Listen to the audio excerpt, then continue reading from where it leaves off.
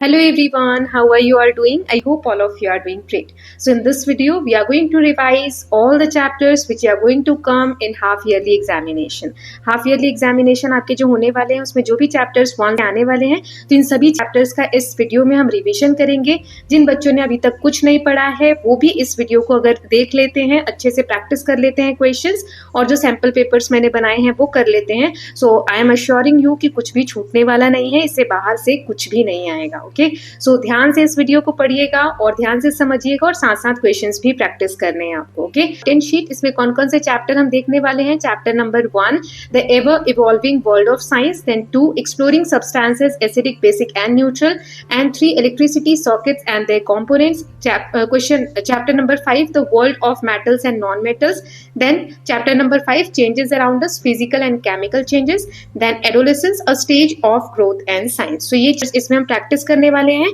चलिए chapter 1 the ever evolving world of science, जो जो चीजें इसमें हमने पढ़ी थी वो सभी रिवाइज कर लेते हैं। तो सबसे पहले हमने देखा था science as a journey. Science कैसे है? एक जर्नी जो हम पढ़ाई करने वाले हैं इस क्लास में, जो भी चैप्टर्स थे उसकी एक जर्नी के थ्रू यहाँ पे हमें बताया गया है। Science is not just a collection of fact. ऐसा नहीं है कि साइंस की सिर्फ हम जानकारी इकट्ठी कर रहे हैं, but a way questioning, experimenting and exploring. हर चीज में क्यूरियोसिटी होनी चाहिए, क्वेश्चन करने की आदत होनी चाहिए, एक्सपेरिमेंट्स करने की आदत होनी चाहिए और चीजों को एक्सप्लोर करने की आदत होनी चाहिए। साइंस हमें हेल्प करती है to understand both small things like cells and leaves and large phenomena like stars and planets. छोटी से छोटी चीज लेकर और बड़ी से बड़ी चीज, जैसे एक सेल से जो बॉडी बनती है ह्यूमन बीइंग की या किसी भी जीव की, ऑर्गेनिज्म की, और बड़े से बड़े फिनोमिना लाइक स्टार्स, प्लैनेट्स, इन सब के बारे में अंडरस्टैंडिंग देती है हमें साइंस की study. The aim is to encourage curiosity and allow learners to make small discoveries for themselves. इसका जो एम होता है साइंस की स्टडी करने का वो ये होता है कि वो एनकरेज करे, उनके अंदर क्यूरियोसिटी लाए। किनके अंदर? जो लर्नर्स हैं, जो सीख रहे हैं, जैसे कि अभी हम लोग है ना, ताकि हम छोटी छोटी डिस्कवरीज करें अपनी जानकारी के लिए, अपने नॉलेज को एनहांस करने के लिए। देन सेकेंड हमने देखा था क्यूरियोसिटी इन साइंस। क्यूरियोसिटी क्यों होनी चाहिए? एक अंदर से इच्छा क्यों होनी चाहिए? So learning is compare to a butterfly and a paper plane, curiosity makes its take flight. So जैसे लर्निंग जो है, एक आप पेपर का प्लेन ले लीजिए, इसमें एक क्यूरियोसिटी अगर आती है, जानकारी अगर हमें किसी चीज की चाहिए तो उसमें हम जानकारी के लिए बहुत ऊंची उड़ान भर सकते हैं, मतलब बहुत आगे तक जाकर हम नॉलेज इकट्ठा कर सकते हैं। Even simple things like paper planes have inspired real scientific progress such as the study of flights. एक छोटी से छोटी चीज, यहाँ पे एक एग्जांपल दिया है, जैसे पेपर का प्लेन। आप देखो, पेपर से प्लेन बनाकर हम उड़ा रहे हैं, इसी से तो एक साइंटिफिक प्रोग्रेस, एक रियल थॉट, मोटिवेशन मिला होगा जिससे कि स्टडी की गई फ्लाइट्स की, right? Science often begins with simple observation and question. Science हमेशा छोटी छोटी चीजों से शुरुआत होता है, जैसे छोटे छोटे ऑब्जर्वेशन, ऐसा क्यों हुआ, कैसे हुआ, इन चीजों से, और छोटे छोटे क्वेश्चन से। ऐसा नहीं है कि साइंटिस्ट बहुत बड़ी चीजों से ही शुरुआत करते हैं, शुरुआत छोटे से भी होती है। देन हमने देखा था science as a process. Science एक प्रोसेस होता है। क्यूरियोसिटी तो हमने देख लिया, अब प्रोसेस। ऐसा नहीं आज मैंने किसी चीज की इच्छा की और आज ही मैं कोई डिस्कवरी कर लूंगी, नहीं, ये एक प्रोसेस है। Science is a process of discovery but also of responsibility. इसमें रिस्पॉन्सिबिलिटी भी रखनी होती है। Through experiments and activities we gain a deeper understanding of nature. हमारी जो प्रकृति है उसके बारे में जब हम एक्सपेरिमेंट्स करते हैं, एक्टिविटीज कंडक्ट करते हैं, तो हमें और ज्यादा गहराई में जानकारी प्राप्त होती है। Human activities are closely linked to natural processes. हमारी जो गतिविधियां हैं, हम जो भी काम करते हैं ह्यूमन बीइंग, ये क्लोजली लिंक होते हैं किससे? नेचुरल प्रोसेस से। जो भी प्रकृति, जो चीजें हो रही हैं प्राकृतिक तौर पर, उससे कहीं ना कहीं जुड़ी होती हैं। Science can provide solutions to environmental challenges and promote sustainability. Science से ही हमें आगे आने वाले जो चैलेंजेस हैं एनवायरमेंट से रिलेटेड, उसके सॉल्यूशन मिल सकते हैं। देन इससे हमें सस्टेनेबिलिटी, सस्टेनेबिलिटी मतलब क्या होता है कि कोई भी चीज आज के लोगों को तो सुविधा दे ही रही है, लेकिन ऐसा नहीं है कि उसको अंधाधुन यूज करके आज ही हम खत्म कर दे। आगे आने वाली जनरेशन के लिए जब हम बचाते हैं तो उसे हम कहते हैं सस्टेनेबल तरीके से हम यूज कर रहे हैं। तो ये सारी चीजें साइंस के थ्रू हम अचीव कर सकते हैं। Then interconnectedness of science. Interconnectedness मतलब कि ऐसा नहीं पाएंगे कि साइंस एक अलग फील्ड है, ये कनेक्टेड है, अलग अलग सब्जेक्ट से जुड़ा हुआ है। तो साइंस को हम एज अ होल पढ़ते हैं, इसमें बहुत सारी चीजें होती हैं, जैसे physics, chemistry, biology and earth sciences में look separate but are interconnected. ये सारे सब्जेक्ट्स आपको अलग अलग दिखते हैं, लेकिन ये सब क्या है, इंटरकनेक्टेड है, एक दूसरे से जुड़े हुए हैं। Discoveries in one branch often inspire questions और एडवांसेस इन अनदर। अगर फिजिक्स के क्षेत्र में कोई डिस्कवरी होगी, कोई नई जानकारी प्राप्त होगी, तो वो दूसरे क्षेत्रों में भी, जैसे केमिस्ट्री हो गई, बायोलॉजी हो गई, उसमें भी बहुत सारे क्वेश्चंस क्रिएट करती है और आगे की और डिस्कवरीज के लिए प्रेरित करती है। This interconnectedness view helps us solve complex problems more effectively. ये जो एक दूसरे से ये सारे फील्ड जुड़े हुए हैं, ये हमें हेल्प करते हैं सॉल्व करने में, क्या, बहुत जटिल से जटिल, कॉम्प्लेक्स यानी बहुत कठिन जो प्रॉब्लम्स हैं उनको इफेक्टिव वे में हम सॉल्व कर सकते हैं।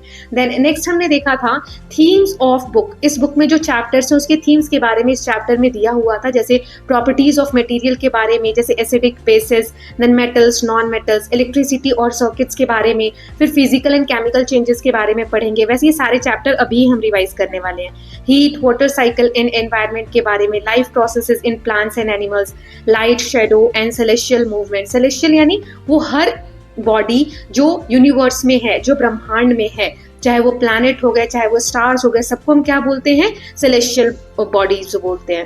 Then human growth and changes during adolescence, ये जो स्टेज हमने पढ़ा था चैप्टर नंबर 6 में, तो ये सारी चीजें आपको दी गई हैं, क्या क्या आपको इस बुक में पढ़ना है।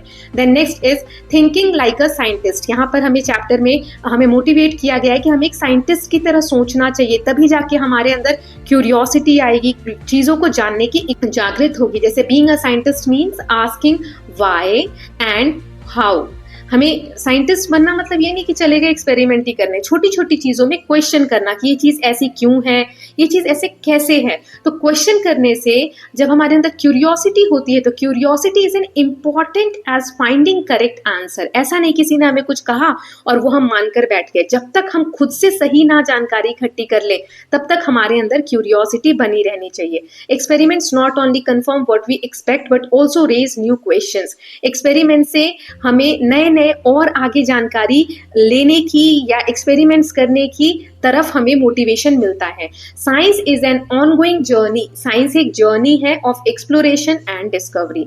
आगे कुछ भी इसका अंत नहीं है कि साइंस आज हमने बहुत सारी चीजें फाइंड आउट कर ली हैं, अब कुछ है ही नहीं फाइंड आउट करने के लिए। नहीं, ये एक जर्नी है जिसमें एक्सप्लोरेशन होते रहेंगे, नई नई डिस्कवरीज होती रहेंगी। ओके, तो ये हमने चैप्टर की समरी देख ली, यही है, इसके अलावा कुछ नहीं है चैप्टर में। बाकी अब इसी चैप्टर के बेसिस पे 20 मार्क्स के हम ऑब्जेक्टिव क्वेश्चंस देख लेंगे। जो डिटेल क्वेश्चन है वो तो ऑलरेडी मैं समरी वाला जो वीडियो होता है उसमें बना चुकी हूँ। ये 20 क्वेश्चन से आपको कौन कौन से टॉपिक इंपॉर्टेंट है इस चैप्टर में वो फाइंड आउट करने में हेल्प मिलेगी। ओके, चलिए देख लेते हैं। तो पहला है फिल इन द ब्लैंक्स। अब यहाँ मैं डिटेल में नहीं कराऊंगी क्वेश्चंस, मैं सिर्फ क्वेश्चन रीड करूंगी और आंसर आपको खुद फिल करने हैं और मुझे कमेंट सेक्शन में बताने हैं। लास्ट में मैंने आंसर दिए हुए हैं, है ना, तो आप वहां पर तब मैच करेंगे, अभी साथ के साथ फिल करते चलेंगे। Science is not just a text book of facts, it is an invention to dash and dash. तो यहाँ क्या क्या आएगा वो आप फिल कर लीजिए। The page numbers in the book follow the playful flight of a dash and a dash. Then learning takes flight when dash leads the way. Observing shadows of projects in sun was an early method to measure what? Then the three main natural movements studied in astronomy are rotation of earth, revolution of earth around the sun and revolution of dash around the earth. earth के around कौन revolve कर रहा है वो आप यहाँ पर fill करेंगे। So next देख लेते हैं, यहाँ पर true false दिया गया है। पहला है science is a fixed body of knowledge that never changes. Science कभी चेंज नहीं होता है। ट्रू है कि फॉल्स है ये बताना है। Light helps us to see and also provides deep understanding of the universe. True और फॉल्स।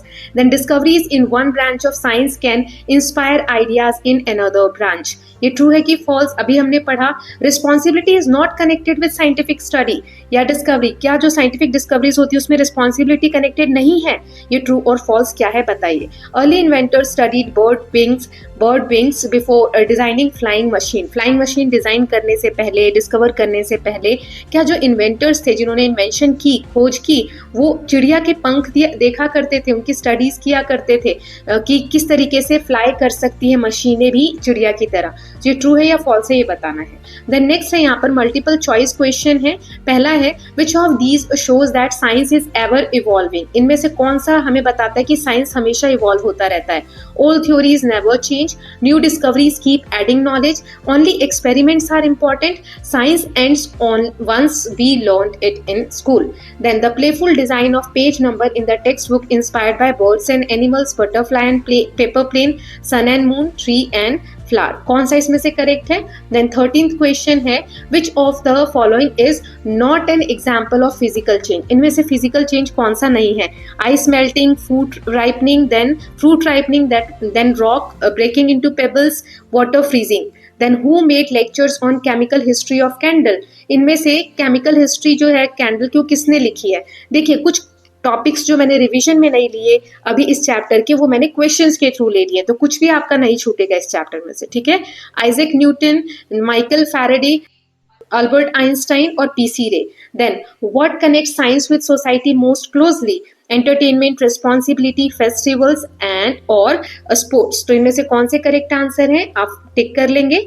देन नेक्स्ट है हमारा बटरफ्लाई एंड पेपर प्लेन, ये किससे मैच होगा, मैच टाइम यहाँ दिया हुआ है, तो ABCDE इनमें से जो सही है आप मार्क कर लेंगे, जैसे human body process, earth rotation, interconnected science idea, asking questions, curiosity, natural phenomena, sun, earth and moon. यहाँ दिया है science process, day and night, blood circulation, eclipses, ये किससे क्रिएट होते हैं, किनसे जुड़े हुए हैं, वो आप मैच करके लिखेंगे। तो आई होप सबने लिख लिया है। अब मैं आपको आंसर दिखाने जा रही हूँ, ये आप मैच कर लेंगे और मुझे कॉमेंट सेक्शन में बताएंगे किसको कितने मार्क्स आए। ऐसे आप लिख दीजिएगा चैप्टर 1 मुझे इतने में से इतने मार्क्स आए, मतलब 20 में से इतने मार्क्स आए, ठीक। तो फिल इन द ब्लैंक्स के आंसर यहाँ दिए हुए हैं। सो पहले में आपका क्वेश्चन आ जाएगा, perform experiments, butterfly, paper plane, curiosity, time, moon. फिर है पहला वाला फॉल्स है, फिर ट्रू है, फॉल्स है, देन ट्रू है। यहाँ पे MCQ के आंसर्स दिए हुए, मैच द फॉलोइंग आप यहाँ से देख के सही से मैच कर लेंगे। ओके, सो इसके साथ हमने चैप्टर 1 पूरा कंप्लीट कर लिया है। So within 10 minutes 11 minutes we are done with chapter number 1। Chapter 2 देख लेते हैं। सो चैप्टर 2 का हमारा नाम है exploring substances, acidic, basic and salt और न्यूट्रल। तो हम क्या जानने वाले हैं कि सब्सटेंसेस जो होते हैं उनका क्या क्या नेचर होता है, इस चैप्टर में हमने डिटेल में पढ़ा था। चलिए स्टार्ट करते हैं और टॉपिक 1 के साथ स्टार्ट करते हैं।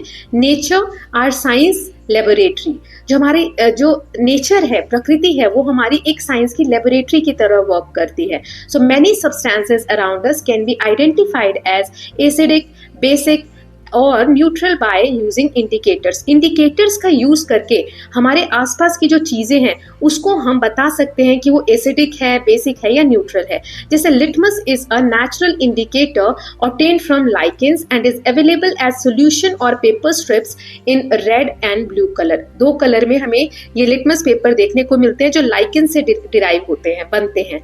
Substances that turn blue litmus red, जो सब्सटेंसेस ब्लू कलर का जो लिटमस है उसको रेड में कन्वर्ट कर दे उसको हम एसिडिक नेचर बोलते हैं, acidic in nature.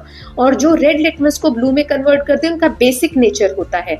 And that do not affect either litmus are neutral in nature, जो बिल्कुल इफेक्ट नहीं करते, जो रेड है रेड ही रह जाए, ब्लू है ब्लू ही रह जाए, वो कैसे सब्सटेंसेस होते हैं, न्यूट्रल होते हैं नेचर में, ठीक है।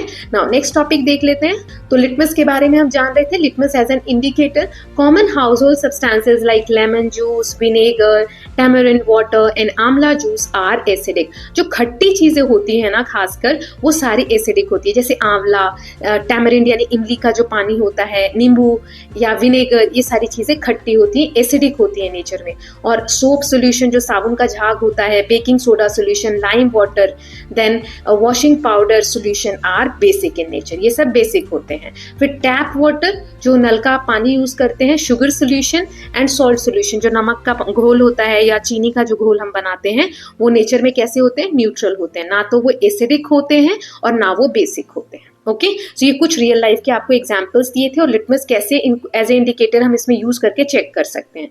देन नेक्स्ट हमने पढ़ा था रेड रोज के बारे में, कि रेड रोज की जो पेटल्स हैं उनको हमने कैसे पेस्ट बना के, पानी बना के, और फिर हमने उसको यूज किया था as an indicator. So red rose extract can also be used as an acidic base indicator.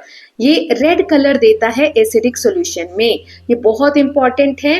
रोज जो है रेड कलर देता है एसिडिक सॉल्यूशन में और ग्रीन कलर देता है बेसिक सॉल्यूशन में, ठीक है, while remaining unchanged in neutral, और न्यूट्रल में कोई चेंज नहीं होता है। तो आप ऐसे याद कर सकते हैं, देखो रेड रोज है ना, तो रोज जो है रेड कलर देता है एसिडिक में, तो RRA, ये मैंने चैप्टर पढ़ते वक्त भी बताया था, RRA मतलब रेड कलर देता है रोज, या रोज रेड कलर देता है तो एसिडिक होता है, एसिडिक में होता है, और रोज जो है ग्रीन कलर देता है तो वो बेसिक होता है, ठीक है। ऐसे दो निमोनिक बना सकते हैं। Other natural substances like beet root, purple cabbage, turmeric, then hibiscus can also serve as indicators. ये सारी चीजें भी हमने पढ़ी थी चैप्टर में कि ये भी एज ए इंडिकेटर हम यूज कर सकते हैं। नाउ नेक्स्ट देख लेते हैं टर्मरिक एज एन इंडिकेटर। अब हल्दी को कैसे हम यूज करते हैं as an indicator? So turmeric जो होती है ये रेड हो जाती है in the presence of bases. अगर बेसिस है कोई भी सब्सटेंस तो टर्मरिक का कलर कैसा हो जाएगा? हल्दी का कलर रेड हो जाएगा, लेकिन कोई चेंज नहीं होगा अगर एसिडिक या फिर न्यूट्रल सब्सटेंस होंगे तो। ये बहुत इंपॉर्टेंट है, ये क्वेश्चंस में आएंगे ही आएंगे। मैंने जो एग्जाम बेस्ड क्वेश्चन कराए हैं बेटा उसमें मैंने बहुत अच्छे से समझाया हुआ है, please go through that also, okay. So यहाँ पर टर्मरिक जो है हमने क्या पढ़ा कि रेड कलर चेंज हो जाती है बेसिक में, और कोई भी चेंज नहीं होता है अगर सब्सटेंस एसिडिक है या न्यूट्रल है तो। Then Therefore, turmeric can only detect bases। इसीलिए टर्मरिक जो है सिर्फ और सिर्फ हमें बता सकते हैं कोई सब्सटेंस बेसिस है या नहीं है। एसिडिक और न्यूट्रल का पता हमें टर्मरिक से नहीं चलता है, ठीक। देन ऑल्फैक्टरी इंडिकेटर्स के बारे में हमने पढ़ा था, ये कैसे होते हैं? So some substances changes their smell. कुछ सब्सटेंसेस ऐसे होते हैं जो अपने स्मेल को चेंज कर देते हैं, अपनी खुशबू को चेंज कर देते हैं एसिडिक और बेसिक मीडियम में, जैसे and are called olfactory indicators. जैसे अनियन है ना, प्याज के बारे में हमने पढ़ा था, ये एक एग्जाम्पल है। It smell disappears in basic medium but remain in acidic medium. Onion यानी जो प्याज है उसकी जो सुगंध है, जो स्मेल है, अगर आप उसको बेसिक मीडियम में डालोगे ना तो खत्म हो जाती है, लेकिन अगर एसिडिक में डालोगे तो उसकी स्मेल तभी भी आती रहती है, ठीक। फिर एक साइंटिस्ट के बारे में हमें जानकारी दी गई थी, know a scientist, Acharya Prafulla Chandra Ray, इनके बारे में दिया हुआ था। He is regarded as the father of modern Indian chemistry. तो क्वेश्चन आ सकता है कौन कहलाते हैं father of modern Indian chemistry? तो आचार्य प्रफुल्ल चंद्र राय। ही हाईलाइटेड, इन्होंने क्या किया था? हाईलाइट किया था इंडिया का जो एंशिएंट केमिकल नॉलेज है उसके बारे में, and founded the first Indian pharmaceutical company and promoted education in mother tongues. की जो हमारी मातृभाषा है, जो हम भाषा अपने घरों में बोलते हैं, वो यूज होनी चाहिए साइंस की स्टडी के लिए या एजुकेशन के लिए, ओके। देन नेक्स्ट हमने देखा एसिडिक बेसिक जाना, और अब हमने नेक्स्ट पढ़ा था न्यूट्रलाइजेशन। कोई भी एसिडिक है या बेसिक है उसको हम न्यूट्रल कैसे कर सकते हैं? जैसे when an acid and base reacts together, जब एसिड और बेस को आप मिला दोगे तो न्यूट्रलाइज कर देते हैं वो सब्सटेंस, ना तो एसिडिक रह जाता है ना बेसिक रह जाता है, क्योंकि दोनों मिल जाते हैं, and each other to form salt, water and heat. तो अगर मैं इसमें बताऊं जनरल इक्वेशन के फॉर्म में, अगर हम देखें न्यूट्रलाइजेशन का क्या होता है, तो एसिड प्लस बेस, यानी एसिड और बेसिस जब एक साथ मिलते हैं तो इसमें क्या क्या क्रिएट होता है? सॉल्ट बनता है, पानी दिखता है, हमें पानी मिलता है, और हीट जनरेट होती है, ठीक है। एग्जाम्पल हमने देखा था लेमन जूस एसिडिक है, अगर इसको लाइम वाटर, चूने का जो पानी होता है उसमें हम मिला दें तो ये न्यूट्रल हो जाएगा और कलर में कोई चेंज नहीं आएगा, ठीक। देन नेक्स्ट हमने देखा था ये न्यूट्रलाइजेशन जो है प्रोसेस, जिसमें एसिडिक और बेसिक सब्सटेंसेस अपना जो तत्व है, अपने जो गुण है वो खत्म कर देते हैं, तो इसका डेली लाइफ में क्या यूज है वो देखेंगे। सबसे पहले जैसे एंट बाइट, चींटी ने काटा, तो ये क्या होता है? इससे एक एसिड होता है जिससे हमें जलन होती है ना, चींटी काटने के बाद स्वेलिंग भी हो जाती है, उसमें फॉर्मिक एसिड होता है। चींटी जब काटती है तो हमारी बॉडी में इंजेक्ट कर देती है फॉर्मिक एसिड। अगर एसिड गया है तो वहां पर अगर हम सोडा सोल्यूशन लगा ले जो कि बेस होता है, तो हमें पेन में आराम मिल जाता है, हमारी जलन जो है वो कम हो जाती है। Then soil acidity caused by excess fertilizers in treated with lime, that is base. मिट्टी जो है अगर उसमें एसिडिक नेचर ज्यादा हो गया है, क्योंकि फर्टिलाइजर किसान डालते हैं, खाद वगैरह, तो उसमें अगर लाइम, चूना मिला दिया जाए जो कि बेस होता है, तो basic soil can be treated with organic matter, okay. जो बेसिक सॉइल उसको ऑर्गेनिक मैटर से भी ट्रीट करते हो, इस तरीके से भी ट्रीट किया जा सकता है। Then Acidic industrial waste released into river and lakes can harm aquatic life and must be neutralized with bases before disposal. जो इंडस्ट्री होती है उससे एसिडिक वेस्ट जो जनरेट होता है वो नदियों में, तालाबों में इसी तरीके से फेंक दिया जाता है, जो कि एक्वेटिक, जो पानी में रहने वाली लाइफ है, जीव हैं, उनको उनके लिए हार्मफुल होते हैं। इसीलिए जो भी इंडस्ट्रियल वेस्ट है, इंडस्ट्री से जो कचरा नदियों में छोड़ा जा रहा है, उसको क्योंकि एसिडिक है तो उसको ट्रीट करके, मतलब बेसिस के साथ उसको रिएक्ट करा के न्यूट्रलाइजेशन करके तब नदी में डिस्पोज करना चाहिए, ताकि एक्वेटिक लाइफ को नुकसान ना हो। ठीक है, अब हम चैप्टर नंबर 2 के, इसके साथ हमने चैप्टर नंबर 2 पूरा देख लिया है ना। अब इसके भी कुछ क्वेश्चंस देख लेते हैं। सो मैं क्वेश्चन पे सिर्फ पॉज करती हूँ, या आप खुद से पढ़ के करेंगे, आंसर्स आखिर मैंने बाद में दे दिए है ना। ये फिल इन द ब्लैंक्स है, 5-5 सभी में दिए हुए हैं। Please read it and answer in the comment section. कोई बच्चा आंसर नहीं कर रहा है। 6th क्लास के बच्चे इतने अच्छे हैं कि कुछ भी मैं बोलती हूँ तो वो एज इट इज करते हैं। जैसे जैसे आप बड़ी क्लास में आते जाते हैं लगता है अरे ये तो हम कर लेंगे, क्या यहाँ पर लिख कर क्या होगा, मैम रिप्लाई तो करेंगी नहीं, या कौन देख रहा है यहाँ हमने क्या किया है, क्या पता हम नेट से देख के लिख देते हैं, मैम खुश हो जाएंगे। नहीं, आपको अगर आता है तो लिखिए, नहीं आता है तो आप लिख के बताइए कि मैम अब याद हो गया है, अब मैं नहीं भूलूंगा या भूलूंगी। ठीक है, नाउ नेक्स्ट देख लेते हैं। यहाँ पे ट्रू फॉल्स है, इसको पॉज करिए और लिखिए। देन मल्टीपल चॉइस के 11-12 2 क्वेश्चन है। देन ये 13-14-15 3 क्वेश्चन यहाँ पर मिल गए। देन लास्ट में आपका मैच देम है, कौन सा किससे मैच होगा वो आपको यहाँ पर मैच करके बताना है। जैसे लेमन जूस, टैमरिन विनेगर, ये सारे क्या है इनमें से ये बताना है। ठीक है, तो ऐसे 5 चीजें यहाँ दी गई है और 5 यहाँ दी गई है, सही से आप मैच कर लेंगे। आप पॉज करके सब करने के बाद यहाँ से आप अपने आंसर वेरीफाई कर सकते हैं, किसने क्या मार्क किया और किसको कितने मार्क्स आए चैप्टर 2 में, ऐसे लिख के और बता दीजिएगा। ओके, चैप्टर 3 देख लेते हैं स्टूडेंट्स। सो चैप्टर 3 है हमारा electricity, sockets and their components. ये तीनों चैप्टर, 3rd वाला चैप्टर जो है electricity, sockets and their components, इसका रिविजन अब हम कर लेते हैं। ठीक है, इसमें हमने सेल्स के बारे में पढ़ा था, इलेक्ट्रिसिटी के बारे में पढ़ा था, राइट, बैटरीज के बारे में पढ़ा था। चलिए स्टार्ट करते हैं। So uses of electricity, electricity के क्या क्या यूजेस हैं। So it is used in our daily life for entertainment, communication, cooking, lighting, transportation and heating और कूलिंग। ये एक आंसर हो सकता है आपका, आपको क्वेश्चन आ सकता है what is the uses of electricity, so what are the uses of electricity. So आप इस तरीके से ये वाला आंसर पूरा एज इट इज लिख देंगे। देन एग्जाम्पल्स यहाँ पे दिए हैं यूजेस के, include television, then mobile phones, computers, ovens, trains, fans, refrigerators, air conditioners, ACs जो होते हैं। अब मोबाइल फोन में इलेक्ट्रिसिटी नहीं होगी अगर, तो चार्ज कैसे करोगे, टीवी कैसे देखोगे, राइट। तो इलेक्ट्रिसिटी बहुत ज़्यादा यूजफुल है हमारी डेली लाइफ में।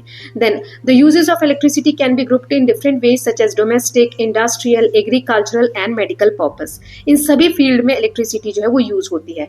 Electricity is produce from various sources. Electricity बहुत सारे तरीकों से प्रोड्यूस होती है। अगर पानी से बन रही है तो उसे हम क्या बोलते हैं, हाइड्रो इलेक्ट्रिसिटी, और विंड से बन रही है, सनलाइट से बनती है तो सोलर एनर्जी। ठीक है, then coal and natural gases, इन सभी से हम इलेक्ट्रिसिटी जनरेट कर सकते हैं, प्रोड्यूस कर सकते हैं।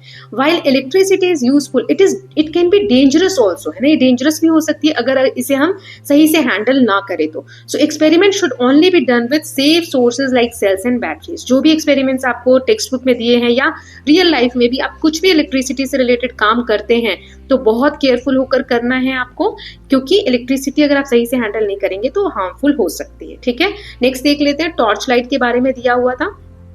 A torch contain a lamp, torch में क्या क्या होता है, एक लैम्प होता है, बल्ब और एलईडी, एक स्विच होता है and 1 or more electric cell होते हैं। देन लैम्प ग्लोज, ये जो लैम्प है, बल्ब है, ग्लो होता है जब स्विच जो है वो टर्न ऑन होता है, क्योंकि कंप्लीट पाथ बनता है इलेक्ट्रिसिटी के फ्लो का। Then inside the torch cells are placed in specific arrangement to provide energy to the lamp. Torch के अंदर जो बैटरीज होती हैं वो एक पर्टिकुलर वे में लगाई गई होती हैं ताकि एनर्जी का जो इलेक्ट्रिसिटी पास होने का या फ्लो का एक पूरा प्रॉपर सर्किट है वो कंप्लीट हो, तभी जाके बल्ब ग्लो करता है। अब हम देखेंगे कंपोनेंट्स क्या क्या होते हैं इलेक्ट्रिक सर्किट के। इलेक्ट्रिक सर्किट में क्या क्या कंपोनेंट्स होते हैं, क्या चीजें मिलकर एक सर्किट कंप्लीट करती है। सबसे पहले सेल होगा। So electric cell is a portable source of energy with 2 terminals. Cell के 2 टर्मिनल्स होते हैं, पॉजिटिव जिधर मेटल कैप होता है, नेगेटिव जिधर मेटल डिस्क होता है। मतलब इस तरीके से अगर सेल है तो ये जहाँ पे कैप होगी वो पॉजिटिव है और जहाँ पे प्लेन डिस्क होता है वो नेगेटिव है। फिर होती है battery.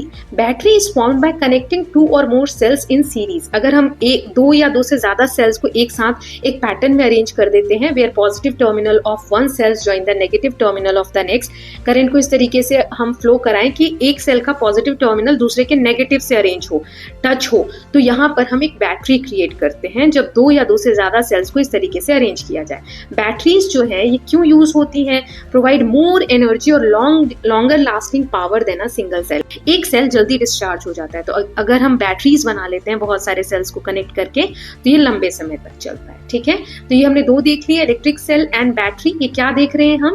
Components of an electric circuit, electrical circuit. ठीक है, तीसरा देख लेते हैं क्या होता है।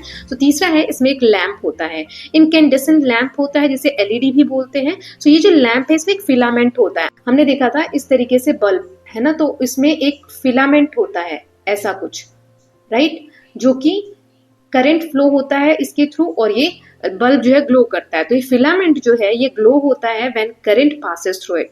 एलईडी, लाइट एमिटिंग डियोड जो होता है, ये फुल फॉर्म है। एलईडी की फुल फॉर्म आ सकती है आपको। इसके दो टर्मिनल होते हैं, एक लंबी वायर होती है जो पॉजिटिव होती है और जो शॉर्टर वायर होती है वो नेगेटिव होती है। अब यहाँ क्या दिया है, बल्ब जो होता है ना इसे दोनों डायरेक्शन में करंट फ्लो होता है, लेकिन एलईडी जो है उससे सिर्फ और सिर्फ एक ही डायरेक्शन में करंट फ्लो होता है and are more efficient. LED ज्यादा यूजफुल होती है, एफिशिएंट होती है। देन फोर्थ है हमारा मेकिंग अ लैम्प ग्लो। कैसे लैम्प ग्लो करता है? Lamp glow only when its two terminal are correctly connected to the positive and negative terminals of a cell और battery. A complete closed path of current is necessary for the lamp to glow. एक closed path होना चाहिए तभी जाके lamp जो है वो glow करेगा। If the filament is broken, the lamp is inside to be fused and it will not glow. अगर जो बल्ब का फिलामेंट मैंने ड्रॉ किया ना इस तरीके से जो बल्ब के बीच में होता है, अगर ये टूट गया है बीच में से तो फिर इलेक्ट्रिसिटी जो है वो सही से नहीं पास होगी और बल्ब जो है वो फ्यूज कहलाएगा और ग्लो नहीं करेगा। देन नेक्स्ट हमने देखा था फिफ्थ इलेक्ट्रिक सर्किट बनता है। सो इलेक्ट्रिकल सर्किट, ये आंसर आ सकता है, what is electric circuit? So an electrical circuit is a closed path in which electric current flows from positive to negative terminal of a cell. जब positive terminal से negative terminal की तरफ current flow होता है, वो जो close path है उसको हम इलेक्ट्रिकल सर्किट कहते हैं। जब ये सर्किट कंप्लीट होता है तभी जाकर ओनली देन लैंप ग्लो होता है। इफ सर्किट इज ओपन, अगर गैप है, सर्किट जो है वो क्लोज नहीं है इस तरीके से, तो करंट फ्लो नहीं होगी और लैंप ग्लो नहीं करेगा। देन नेक्स्ट है, यहाँ देख लेते हैं। सो कंपोनेंट हम देख रहे थे, तो स्विच। स्विच क्या करता है? It is used to open और क्लोज अ सर्किट। सर्किट को कंप्लीट करना है कि नहीं करना है उसके काम आता है। अगर हम ऑन करते हैं मतलब सर्किट कंप्लीट है, लैंप ग्लो करेगा। अगर ऑफ करते हैं मतलब सर्किट जो है टूटा हुआ है, ब्रोकन है और लैंप ग्लो नहीं करेगा। Switches can be placed anywhere in the circuit. पूरे सर्किट में हम स्विचेस को कहीं भी लगा सकते हैं। ठीक है, अब सर्किट का डायग्राम, तो ये यहाँ पर आप देख सकते हैं, मैंने चैप्टर समझाते वक्त भी बताया था आपको, ये वाला डायग्राम आपको एग्जाम में बनाना है अगर आ जाता है तो। To simplify representation, components of circuits are shown using symbol. Symbols के थ्रू भी डायग्राम बना सकते हैं आप इस तरीके से। और diagram that uses the standard symbol is called circuit diagram. अब डायग्राम को यूज, सिंबल्स को यूज करके डायग्राम बना रहे हैं सर्किट का, तो उसे हम यही सर्किट डायग्राम बोलते हैं। Circuit diagram are useful because they are easy to understand universally. पूरी दुनिया में एक ही तरीके से ये डायग्राम बनता है, तो ये पूरी दुनिया में कहीं पर भी आप जा रहे हैं तो उसको समझना आसान हो जाता है। Then next is conductors and insulators. Conductor और इंसुलेटर्स क्या होते हैं? सो मेटल्स जो होते हैं जैसे कि कॉपर, एल्यूमिनियम, सिल्वर, ये गुड कंडक्टर्स हैं as they allow current to pass through. Current को पास होने देते हैं ये सारे जो मेटल्स हैं, इसीलिए गुड कंडक्टर है इलेक्ट्रिसिटी के। Materials like rubber, plastic, cork, glass, would, ये इंसुलेटर्स हैं। क्यों? क्योंकि इलेक्ट्रिसिटी यानी करंट को पास नहीं होने देते हैं। वायर्स इसीलिए कंडक्टर्स होते हैं, वायर्स जो है कंडक्टर्स के बने होते हैं और इनके ऊपर इंसुलेटिंग मटेरियल लगा होता है। ये वाले मटेरियल्स लगे होते हैं ताकि सेफ्टी रहे। Human body is also conductor. हमारी बॉडी जो है वो कंडक्टर है, इसीलिए तो जब हम इलेक्ट्रिसिटी का वायर छूते हैं या कुछ तो हमें करंट लगता है, क्योंकि हमारी बॉडी क्या है? इलेक्ट्रिसिटी की कंडक्टर है। Which is why touching electric wires with bare और wet hands can be dangerous. इसीलिए गीले हाथों से या नंगे पैरों से हमें तार को नहीं छूना चाहिए, बिजली का कोई भी उपकरण नहीं छूना चाहिए। Electricity from cell is direct current. अगर हमने एक सेल बनाया, सेल से करंट ले रहे हैं तो डायरेक्ट होता है। While electricity from power station is alternating current या AC। ठीक, अब इसके साथ हमने चैप्टर 3 कंप्लीट कर लिया है। अब इसके क्वेश्चन आंसर्स अगेन 20 मार्क्स के क्वेश्चन आंसर्स रहेंगे। मैं पॉज कर रही हूँ, तो ये 5 फिल इन द ब्लैंक्स हैं, ये आप अपने हिसाब से इसको आंसर फिल कर लेंगे। Then next is true false, ये भी 5 है, आप मार्क करके आंसर लास्ट में दिए चेक कर लेंगे। यहाँ पर आपको मल्टीपल चॉइस क्वेश्चन दिए हैं, 11th है, देन 12th, देन यहाँ पर 13, 14 एंड 15 3 क्वेश्चंस दिए गए हैं। कोई डाउट हो तो आप मुझे कमेंट सेक्शन में पूछ सकते हैं, ठीक है। देन यहाँ पर आपको fill in the match time दिए हुए हैं, तो यहाँ पर 16 से लेके 20 तक क्वेश्चंस हैं और ऑप्शंस किससे मैच करना है, तो ABCDNE पांचों हैं, आप कमेंट सेक्शन में लिख सकते हैं। थोड़ा पॉज करके लिखेंगे और उसके बाद यहाँ पर देखेंगे आंसर कीज ये दी हुई है, ठीक है। तो 3 चैप्टर्स अभी तक हमने रिवाइज कर लिए। So with this students we are done with one short revision of class 7 science half yearly examination. I hope this video is going to help you. कैसा लगा आप लोगों को प्लीज लेट मी नो, और किस subject का ऐसा मैं वीडियो बनाऊं वो भी मुझे बताइए, okay. So I hope all of you are loving these videos. If you are doing so please like and share it and don't forget to subscribe the channel. Thank you so much.